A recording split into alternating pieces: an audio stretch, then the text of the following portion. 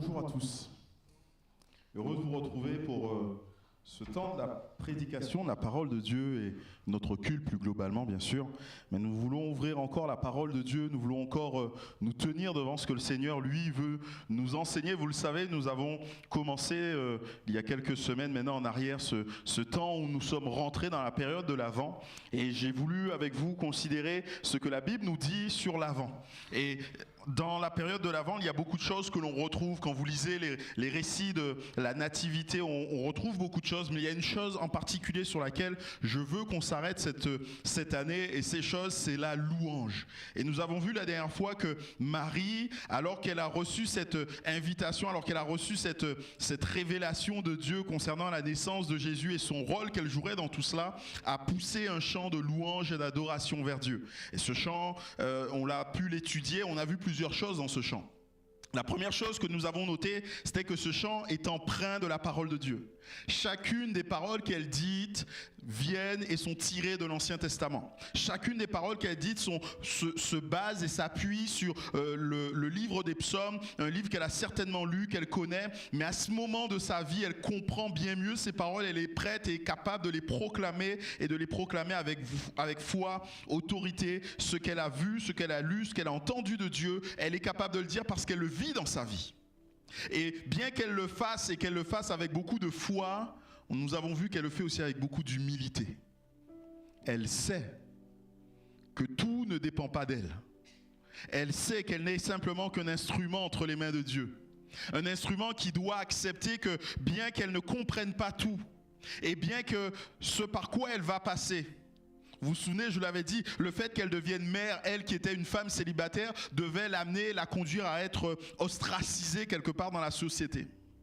Bien que cela devait l'amener à passer par un chemin difficile, elle accepte de se soumettre et d'accepter ce par quoi Dieu l'a fait passer. Parce qu'elle connaît ce Dieu qu'elle a expérimenté et surtout parce qu'elle est pleine de confiance en Dieu. Et elle est capable d'annoncer, de dire des choses qui vont arriver et de les considérer comme étant déjà faites. Elle dit voilà ce que Dieu a fait dans ce qu'elle dit et elle décrit des choses qui ne sont pas encore arrivées tout simplement parce qu'elle a foi et elle a confiance en Dieu. Et je voudrais qu'on aille un peu plus loin dans les récits de la naissance de Jésus et nous étions au chapitre 1er de l'évangile de Luc. Nous allons là nous transporter un peu plus loin, quelques versets plus loin au chapitre 2. Et nous allons lire ce qui s'est passé le jour même de la naissance de Jésus. Au verset 8, Luc 2, verset 8. Jésus est né dans une étable à Bethléem et en parallèle, voilà ce qui nous est dit. Il y avait dans cette même contrée des bergers qui passaient dans les champs les veilles de la nuit pour garder leurs troupeaux. Et voici un ange du Seigneur leur apparut, et la gloire du Seigneur resplendit autour d'eux. Ils furent saisis d'une grande frayeur. Mais l'ange leur dit, « Ne craignez point, car je vous annonce une bonne nouvelle, qui sera pour tout le peuple le sujet d'une grande joie. C'est qu'aujourd'hui, dans la ville de David, il vous est né un sauveur qui est le Christ, le Seigneur. Et voici à quel signe vous le reconnaîtrez.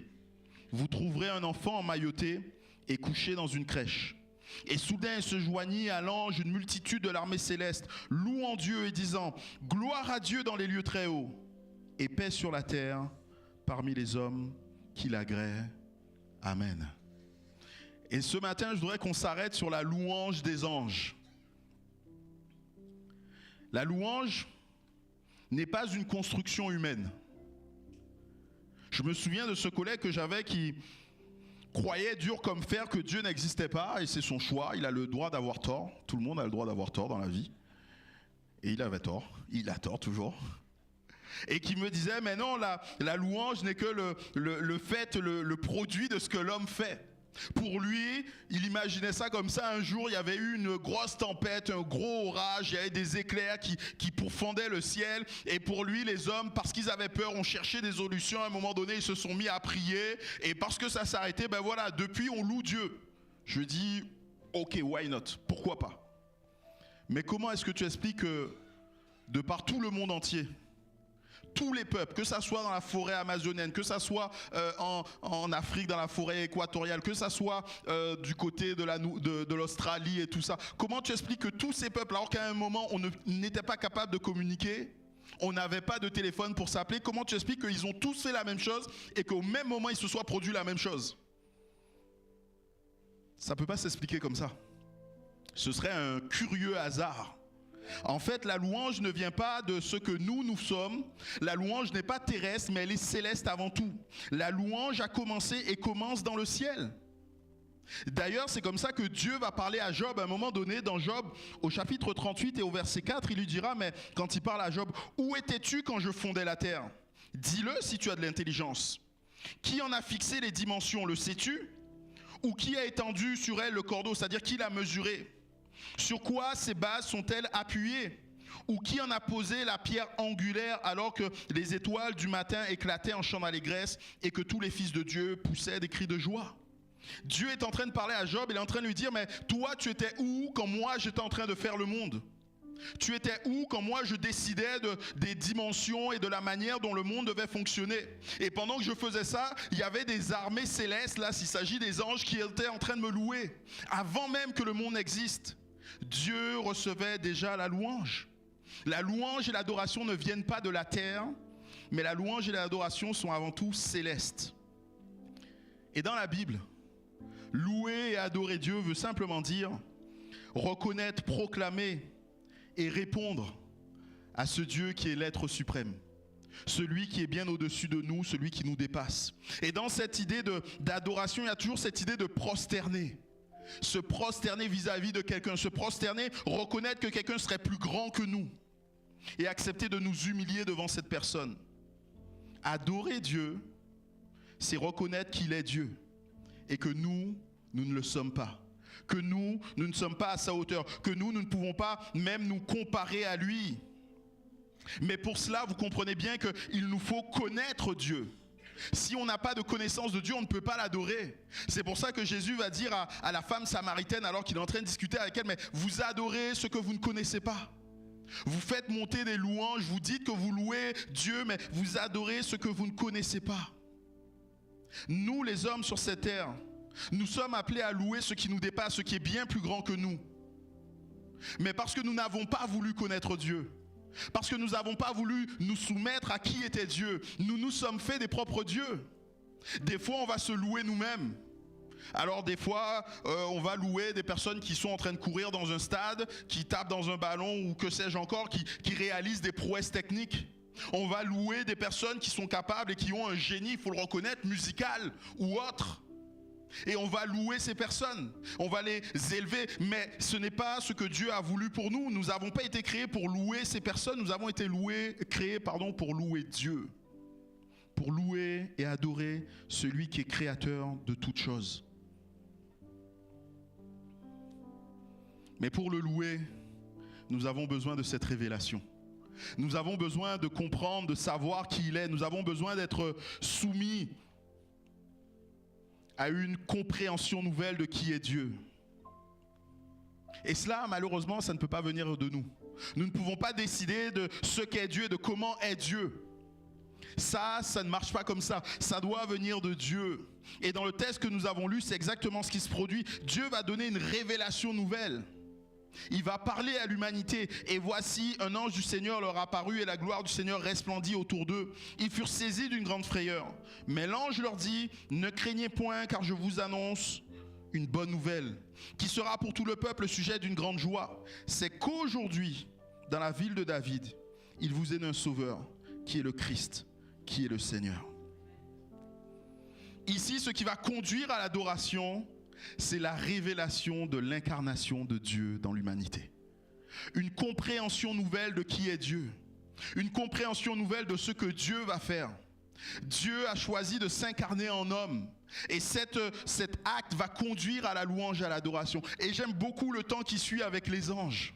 Et quand je lisais il y a quelques temps en arrière ce passage, il y a quelques années, j'ai eu comme cette image en tête. Je me suis dit, mais comment ça devait être pour les anges? Les anges qui, la Bible nous le dit, ont toujours voulu plonger leur regard dans le mystère de Dieu, la manière dont Dieu allait sauver les hommes.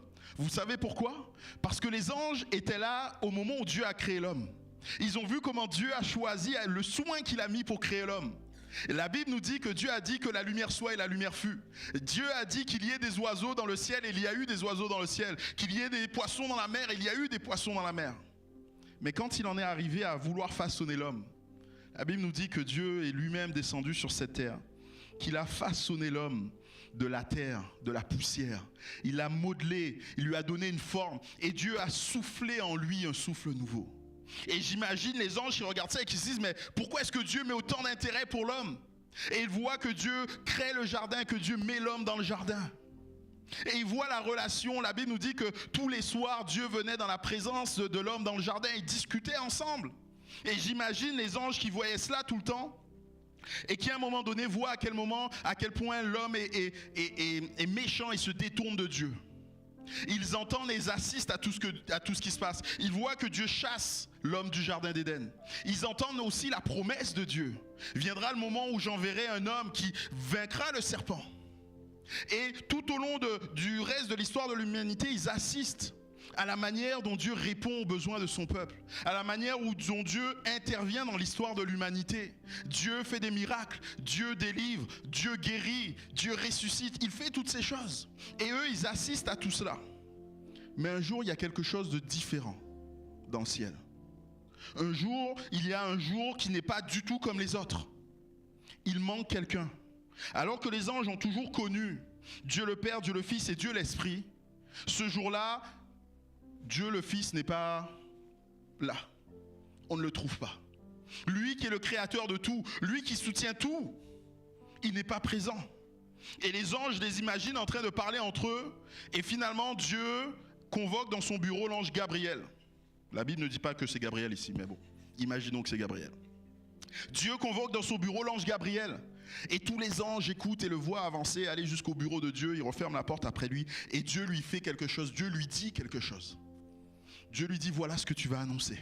Voilà ce que tu vas aller dire aux bergers. La parole a été faite chair. Jésus, Dieu le Fils, est devenu homme. Et là, j'imagine Gabriel qui sort du bureau et qui va voir les bergers, comme on l'a vu. Il arrive et il apparaît aux bergers. N'ayez pas peur, je suis là pour vous annoncer une grande nouvelle. C'est que ce soir même, dans la ville de David, il vous est né un sauveur, le Christ, le Seigneur. Et à l'écoute de ces paroles, j'imagine que tous les anges sont en train d'éclater de joie parce qu'enfin ils comprennent ce que Dieu avait toujours voulu et ce qu'il a dit qu'il se ferait. Et à ce moment-là, les anges tout entiers sont en train de louer, de glorifier Dieu parce qu'ils réalisent la grandeur, la perfection, la beauté de son plan. La révélation de l'incarnation, la compréhension de ce que Dieu est en train de faire est un événement si puissant, est un événement si important que le ciel, les cieux, tous les êtres célestes ne peuvent rester silencieux. C'est cet événement qui va conduire à la louange du peuple entier des anges. Pourquoi? Parce qu'au travers de l'incarnation, cela nous révèle qui est Dieu. Et les anges le comprennent bien, ils le savent. Dieu est celui qui est amour. Mais Dieu, il n'est pas simplement amour, il aime l'humanité. Et qu'on le veuille ou non, certains même viennent jusqu'à dire que Dieu existe mais il ne s'intéresse pas à l'homme. Il y a des athées qui disent que Dieu n'existe pas, mais il y a des agnostiques qui diront que Dieu existe mais il ne s'intéresse pas à l'histoire de l'humanité. Mais c'est faux, Dieu s'intéresse tellement à l'histoire de l'humanité qu'il fait partie de l'histoire de l'humanité. Qu'il a choisi de rentrer dans le cours de l'humanité, de vivre comme un homme comme vous et moi, avec toutes les difficultés que ça peut connaître, que l'on peut connaître. Aujourd'hui, la vie pour nous est quand même plus simple que celle du temps de Jésus. Du temps de Jésus, il n'y avait pas de voiture déjà. Il fallait tout faire à pied. Du temps de Jésus, il n'y avait rien de mécanique. Tout se faisait avec l'huile de coude. Du temps de Jésus, il n'y avait pas de sécurité sociale, d'hôpitaux, ainsi de suite. Quand on tombait malade, c'est compliqué. Si vous avez déjà eu une rage de dents, vous êtes bien content qu'il y ait les médicaments et qu'on puisse aller chez le dentiste. À l'époque, si vous aviez une rage de dents, on vous arrachait la dent sans anesthésie. C'était un autre délire. Et pourtant, Dieu a choisi de vivre cette vie. Dieu s'intéresse à nous. Dieu aime l'humanité. Et il aime tellement l'humanité qu'il se fait lui-même homme en la personne de Jésus-Christ. Il aime tellement l'humanité qu'il nous donne Jésus-Christ, son Fils, ce qu'il a de plus précieux pour nous sauver. Cela démontre aussi la fidélité de Dieu, la fidélité à ses promesses. Quand quelqu'un vous dit « oui, je le ferai », mais que ça fait 1, 2, 3, 4, 5 jours, des semaines, des mois, des années qu'il ne l'a pas fait, au bout d'un moment, on pourrait se dire « bon, ben, il ne va pas le faire, je vais le faire moi-même ». Mais pour Dieu, il n'en est pas ainsi. Dieu a dit, j'enverrai dans Genèse, dès le moment de la chute, il a dit, j'enverrai un homme qui viendra lui-même vaincre le serpent. Et plus le temps avançait, plus il donnait des preuves concrètes, claires de la venue de son Messie. Il a dit, vous inquiétez pas, je le ferai. Et ça a pris le temps que ça a pris parce que Dieu a prévu certaines choses. Et au moment donné, il nous a dit, Christ est né. Christ est né. Il avait été prédestiné avant même que le monde ne soit créé. Dieu avait déjà prévu que Christ naisse un jour dans ce monde pour nous sauver, pour nous délivrer de nos péchés. Dieu est celui qui tient ses promesses. Dieu est celui qui continue de faire ce que lui a dit qu'il ferait. Et en attendant qu'il fasse ce qu'il avait promis, il n'a pas laissé son peuple seul. Il a accompagné son peuple. Il a accompagné les hommes, restant et étant toujours ce Dieu plein de bonté et de grâce. Cela démontre aussi que Dieu est Seigneur de toutes choses. Seigneur, ça veut dire celui qui est maître, celui qui ne dépend de rien. Il est Seigneur de toutes choses. Et malgré les circonstances qui peuvent être contraires, qui peuvent être difficiles, il reste Seigneur de toutes choses. On ne peut lui imposer une volonté, c'est sa volonté qui s'accomplit. Ainsi, Dieu a dit, je choisirai un peuple au travers d'Abraham et ce peuple s'appellera Israël. Et il a conduit ce peuple. À un moment donné, ce peuple est en esclavage. Il dit, ce peuple, je le sortirai, je le ferai rentrer dans le pays que je lui ai promis. Et il l'emmène dans le pays qu'il a promis. Ce peuple, à un moment donné, se détourne de Dieu. Dieu le dit, tu iras en déportation, mais je veillerai sur toi. Tu reviendras et de toi naîtra le Messie. Et c'est exactement ce qui se produit. Dieu est Seigneur de toutes choses. Les plans de Dieu s'accomplissent toujours, en dépit même de nos échecs. En dépit même de tes échecs, sache que les plans de Dieu s'accomplissent et s'accompliront toujours. Dieu aime l'humanité. Dieu t'aime. Dieu est fidèle à ses promesses. Et dans sa parole, il y a tellement de promesses pour nous. Promesses de paix, promesses de bonté, promesses de joie. Il est fidèle à ses promesses et aux promesses qu'il a faites pour toi. Mais Dieu aussi Seigneur de toutes choses. Il est Seigneur de ta vie. Il veut être Seigneur de ta vie. Comment ne pas louer un tel Dieu? Comment ne pas glorifier ce Dieu qui est si grand? Vous comprenez bien que les anges, devant une telle manifestation de la grandeur de Dieu, ne pouvaient que le louer. Et devant cette incarnation, ils vont donc pousser un cri qui est le premier chant de Noël. Ils vont rendre gloire à Dieu en disant « Gloire à Dieu dans les lieux très hauts et paix sur la terre parmi les hommes qui l'agréent. » Gloire à Dieu et paix sur la terre. Ici, les anges vont louer Dieu. Ils vont louer Dieu, il est l'objet de leur adoration. Ils ne regardent pas à la bénédiction que Dieu a donnée. Ils ne regardent pas à quelqu'un d'autre. Ils ne regardent pas à je ne sais quoi. Ils sont focalisés sur Dieu. Ils ne regardent qu'à Dieu seul. Pourquoi? Parce que cela nous enseigne que la gloire revient exclusivement à Dieu. La louange doit être radicalement centrée sur Dieu. On a ce passage du livre des psaumes, et voilà ce qui nous est dit dans le verset, au psaume 115, verset 1er. Non pas à nous, Éternel, mais à ton nom donne gloire, à cause de ta bonté et de ta fidélité. La gloire revient à Dieu seul. Pourquoi? Parce qu'il n'est comme aucun autre être humain. Il n'est comme aucun autre être sur cette terre. Aucun être n'est son égal. Aucun être ne peut se comparer à lui. Quel autre être est aussi bon que lui? Lui, il a démontré sa bonté dans le fait où il meurt à la croix pour nos péchés. Quel être aussi fidèle que lui?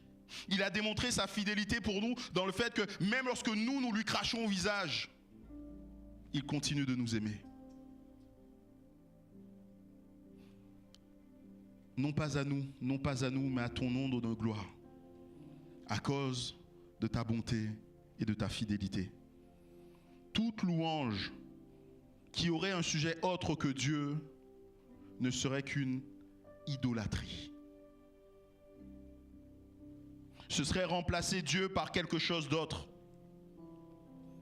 Toute louange qui ne serait pas entièrement acquise à Dieu, si on donne 80% à Dieu et 20% à quelqu'un d'autre, même si on fait 99% à Dieu, 99,999999 et qu'on donne 0,00001% à quelqu'un d'autre, ce n'est pas une louange biblique.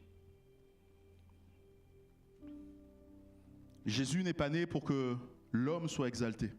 Jésus n'est pas venu pour montrer ce que l'homme était capable de faire à son meilleur. Vous savez, beaucoup de personnes sont prêtes à croire que Jésus serait un grand maître de pensée, serait un grand homme qui serait capable de nous enseigner des choses. On aime ces modèles qui nous inspirent, qu'on pourrait copier. Et Jésus n'est pas venu pour nous montrer ce que l'homme serait capable de faire avec le maximum de ses possibilités. Jésus est venu nous démontrer que sans Dieu, nous ne pouvons rien faire. Jésus est venu appuyer sur le fait que l'humanité, excusez-moi l'expression, mais est pourrie jusqu'à l'os. Et sans Dieu, nous ne pouvons rien faire. Si nous voulons un peu lui ressembler, cela nous demande de passer par Dieu. C'est pour ça que Jésus n'est pas né pour exalter l'homme, mais pour révéler Dieu. Et nous avons les anges qui rendent gloire à Dieu. C'est une expression qui peut peut-être nous induire en erreur, rendre gloire à Dieu. Bien sûr, vous comprenez que là, il est question de louer et d'adorer. Mais rendre gloire à Dieu, ce n'est pas donner quelque chose à Dieu que j'aurais en ma possession. Ce n'est pas rendre à Dieu quelque chose qu'il m'aurait prêté. Ce n'est pas donner à Dieu quelque chose que j'aurais trouvé je ne sais où, pardon. Ce n'est pas donner quelque chose à Dieu pour augmenter sa gloire. Rendre gloire à Dieu, ce n'est rien de tout ça. Rendre gloire à Dieu, c'est simplement dire la vérité sur lui. C'est reconnaître ce qu'il a en lui et le confesser. C'est reconnaître que Dieu en lui a tellement d'autres choses, a tellement des choses qui dépassent notre entendement. Donc on va lui rendre gloire, on va lui rendre grâce, parce qu'il est plein de grâce, parce qu'il est plein de gloire. Mais cela veut dire aussi qu'on doit reconnaître que ces choses doivent avoir un impact dans notre vie. Il ne s'agit pas simplement de dire quelque chose, mais il nous faut le vivre et accepter de le vivre. Oui, Dieu est celui qui est plein de gloire. Oui, Dieu est celui qui est plein de majesté. Oui, Dieu est celui qui est plein de grâce. Amen. Et il mérite ces choses. Ça veut dire qu'il est tellement plus élevé que nous. Mais jusqu'à quel point nous acceptons de nous soumettre à cette gloire, à cette majesté, à ces grâces. Les anges rendent gloire à Dieu. Et en fait, en cela, ils ne font que redire ce qui est déjà manifeste. Au verset 9, nous l'avons lu, alors qu'il parlait, voici un ange du Seigneur leur apparut, et la gloire du Seigneur resplendit autour d'eux. L'ange et les anges ne vont pas apporter quelque chose à Dieu, ne vont pas lui donner quelque chose. Mais ils ne font que regarder ce qui est manifeste déjà autour d'eux et disent, oui, Dieu est glorieux. Gloire à Dieu pour ce qu'il fait, parce qu'il est celui qui est au-delà de tout ce que nous pouvons réaliser. Mais nous devons faire attention de ne pas oublier, parce que c'est quelque chose qui pourrait facilement nous arriver, la portée spirituelle du fait de rendre gloire à Dieu. On rend gloire à Dieu comment, je le disais tout à l'heure, en reconnaissant que, ou en disant la vérité de Dieu. On peut rendre gloire en chantant des chants qui, comme nous l'avons fait tout à l'heure, qui témoignent de la grandeur, de la fidélité de Dieu. Mais nous le faisons par des moyens qui sont humains, physiques. Et même des fois, on pourrait jusqu'à dire des moyens qui sont profanes. La musique, la chanson, on peut l'utiliser pour d'autres choses que pour glorifier Dieu. Et donc, on pourrait oublier la portée spirituelle de toutes ces choses. Mais les anges nous le rappellent, gloire à Dieu au plus haut des cieux. Lorsque l'on rend la gloire à Dieu, cela se passe dans les lieux très hauts, car la louange est avant tout quelque chose de spirituel. la louange est avant tout quelque chose de spirituel. L'auteur de l'Épître aux Hébreux, dans Hébreux 11, verset 3, nous dit « C'est par la foi que nous reconnaissons que l'univers a été formé par la parole de Dieu, en sorte qu'on ne voit pas, en sorte que ce qu'on voit, n'a pas été fait de choses visibles. » Je me disais bien qu'il y avait une chose qui n'avait pas.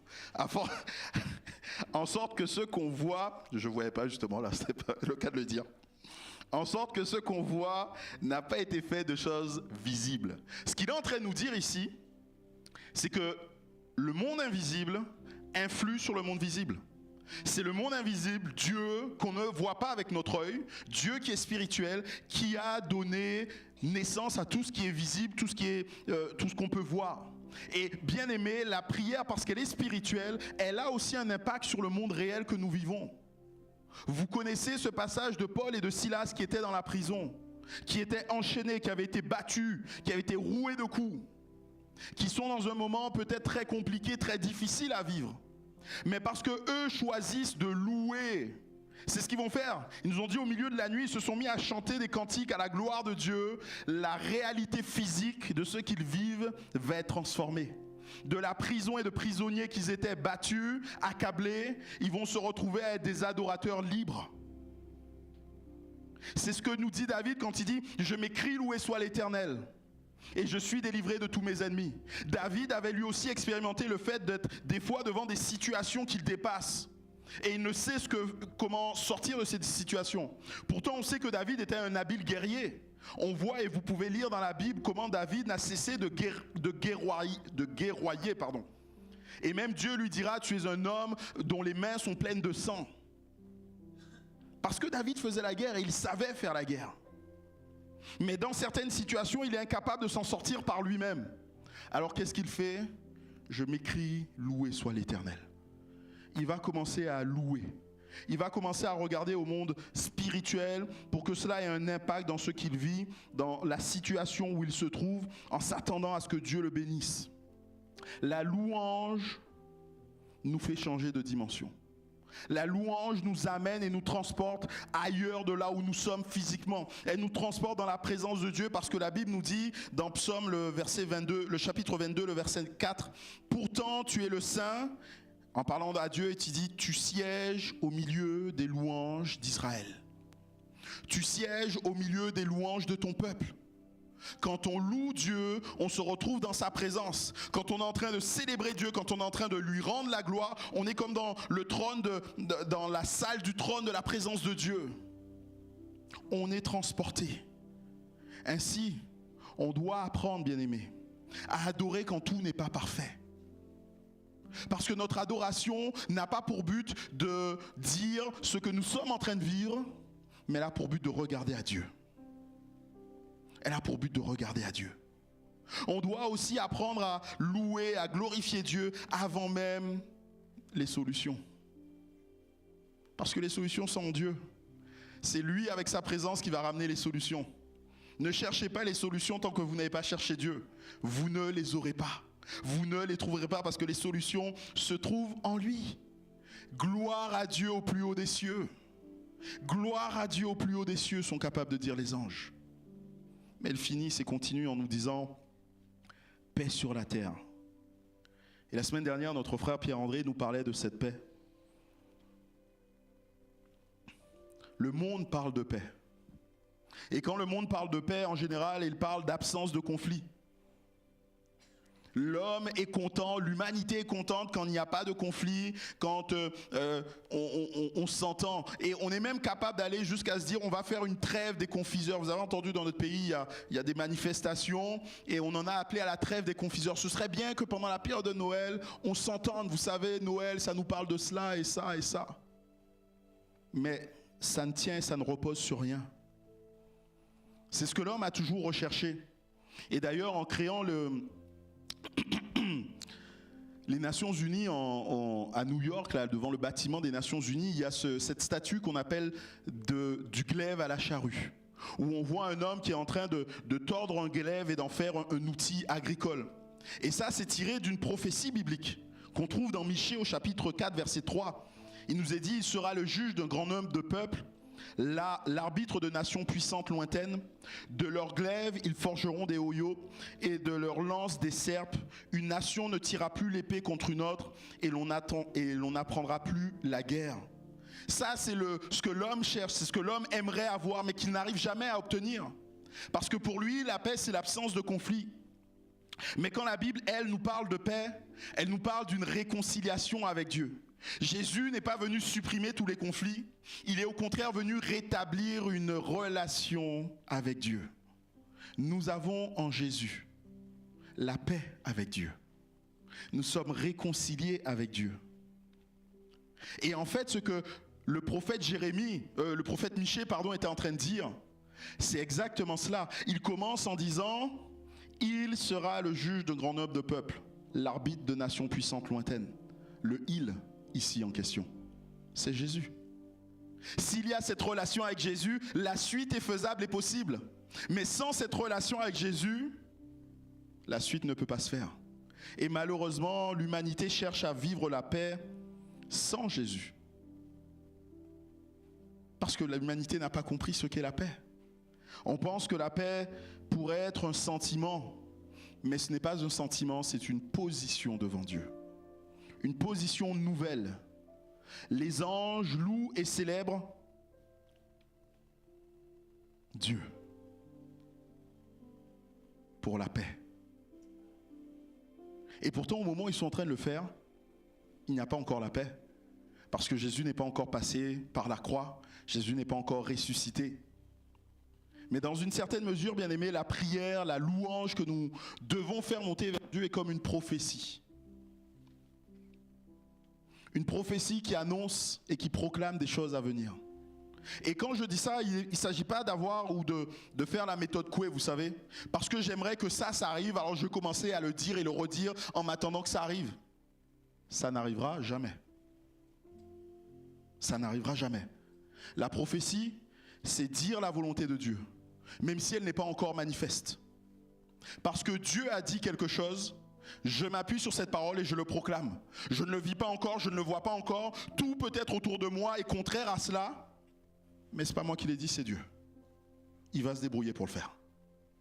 J'étais au téléphone tout à l'heure avec notre sœur Amandine et je vous parlerai tout à l'heure du besoin de prière qu'elle veut partager avec l'Église. Et je lui disais cela, je lui disais, Dieu, en la personne de Jésus, nous a promis d'étendre sa main et de guérir les malades. Mon premier réflexe quand je suis face à quelqu'un de malade, c'est de prier pour sa guérison. Seigneur, tu as dit, ils imposeront les mains aux malades et ils seront guéris. Alors voilà ce que je veux vivre. Je ne m'appuie pas sur ma volonté, je m'appuie sur la volonté de Dieu le Père. Parce que lui l'a dit. Parce que lui l'a dit, nous voulons le vivre. Et les anges annoncent la paix, même si elle n'est pas encore là, parce qu'ils savent que c'est quelque chose que Dieu a annoncé, que Dieu veut, et parce que Dieu le veut, cette paix va arriver. Et notre prière, notre louange doit avoir cette dimension prophétique, bien-aimée. Je le disais mardi lorsque nous étions là dans ce temps de jeûne et prière, il nous faut accepter des fois de proclamer certaines vérités. On l'a chanté dans un chant tout à l'heure, je veux proclamer le nom de Jésus. Oui, on veut proclamer son nom parce que nous savons que son nom est vie. Et lorsque nous sommes face à une situation de mort, Seigneur, tu apportes la vie. Il était capable de dire à toute une foule de sortir, de se retrouver là avec une jeune fille et de dire, jeune fille, lève-toi. Il était capable de dire à Lazare qui était mort dans ce tombeau depuis des jours, Lazare, sors, parce qu'il est le Dieu de la vie. On veut proclamer le nom de Jésus.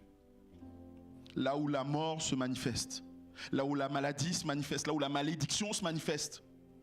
Parce qu'il est le Dieu qui apporte la vie. Il est le Dieu qui apporte le bonheur. Il est le Dieu qui guérit. Il est le Dieu qui apporte la bénédiction. Qui brise les chaînes. Qui renvoie libres les opprimés, les captifs. Nous ne voulons pas faire autre chose que proclamer Jésus.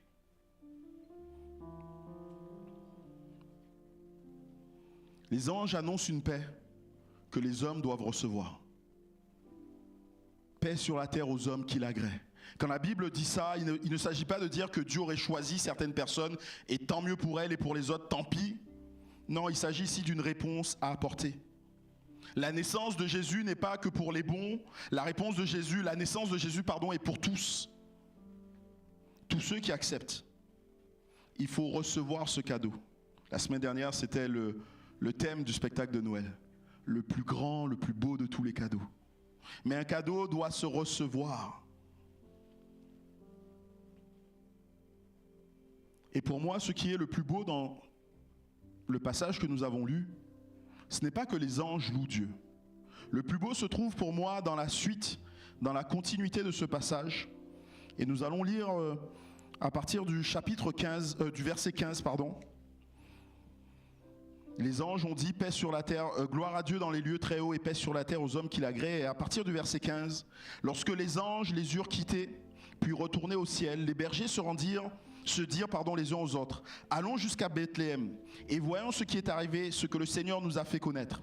Ils y allèrent en hâte et trouvèrent Marie et Joseph et le petit enfant couché dans la crèche. Après l'avoir vu, ils racontèrent ce qui leur avait été dit au sujet du petit enfant. Tous ceux qui les entendirent furent dans l'étonnement de ce que leur disaient les bergers. Marie gardait toutes ces choses et les repassait en son cœur. Et les bergers s'en retournèrent, glorifiant et louant Dieu pour tout ce qu'ils avaient entendu et vu, et qui était conforme à ce qui leur avait été annoncé. Pour moi, le plus important se trouve dans cette grâce. Au début, les bergers ne sont que spectateurs de la louange qui se produit. Mais à la fin, on voit que ce sont eux-mêmes qui sont acteurs et qui louent, qui glorifient Dieu de ce qui leur a été dit, de ce qu'ils ont vu. La proclamation des bergers, des anges a produit un effet dans le cœur des bergers. Et eux aussi se sont mis à proclamer. Eux aussi se sont mis à rendre gloire. Et en pensant à cela, j'ai été tout de suite interpellé et je suis revenu à ce passage de l'Écriture que vous connaissez dans Ésaïe, où Ésaïe a cette révélation de la présence de Dieu, où il y a des chérubins qui sont en train de voler, qui sont en train de dire des louanges de Dieu. Mais il y a une chose importante qui nous est dit dans ce passage, ils se disaient l'un à l'autre. Ils n'étaient pas en train de parler à Dieu, ils se disaient l'un à l'autre. Saint, Saint, Saint est l'Éternel des armées. Et le deuxième ange répondait, mais oui, tu as raison, Saint, Saint, Saint est l'Éternel des armées. Et le troisième dit non, Saint, Saint, Saint est l'Éternel des armées. Et ça faisait comme ça répercussion jusqu'à ce qu'ils finissent ensemble dire, mais la terre tout entière est remplie de sa gloire. Certains me posent la question et me disent, mais quel est l'intérêt de prier à haute voix? Quel est l'intérêt de louer à haute voix? Voilà l'intérêt de louer, de prier à haute voix, bien-aimés. Quand tu loues, quand ta prière est basée sur qui est Dieu, quand ta prière s'appuie sur la personne de Dieu, tu invites quelqu'un d'autre à vivre une dimension que tu vis. Tu excites la personne à lui dire, mais viens vivre ce que je connais.